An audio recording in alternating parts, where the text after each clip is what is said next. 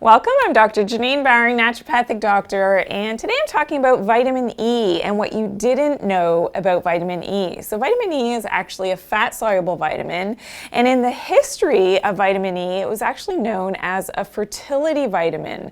So vitamin E has 8 different components, which I'm going to get to in just a second, but the word tocopherol, which is just one of the components of vitamin E, actually comes from the Greek word tokos.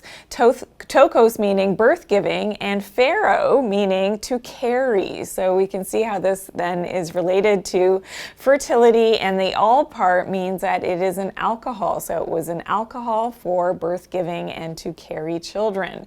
So what's interesting about vitamin E is that the liver actually helps with its absorption. So anybody who has compromised liver function could be running the risk of a vitamin E deficiency. And the liver also actually helps to recycle vitamin E, and this is why by taking too much of it you can run into difficulties with your overall health, and it could be a little bit dangerous, which is something that I talk about in another video all about vitamin E. Vitamin E is actually excreted in our bile, so again, proper gallbladder function is important for the metabolism and excretion of vitamin E, and it's also converted into a more water-soluble form, so it can be excreted partially in the urine via the kidneys. Now, for people who have high blood lipid levels, so high cholesterol and high triglycerides, you can actually run the risk of a vitamin E deficiency, and this has been found in the research.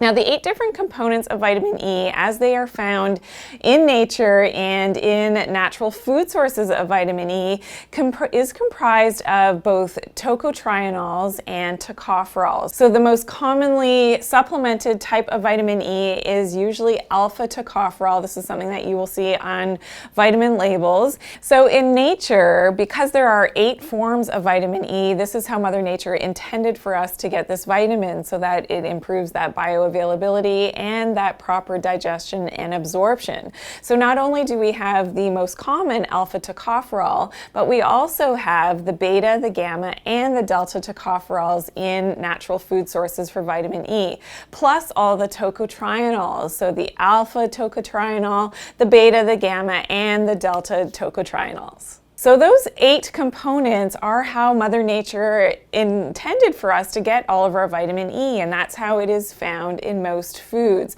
So in another video, I share all of the best food sources of vitamin E and the best way to make sure that you're getting all 8 components.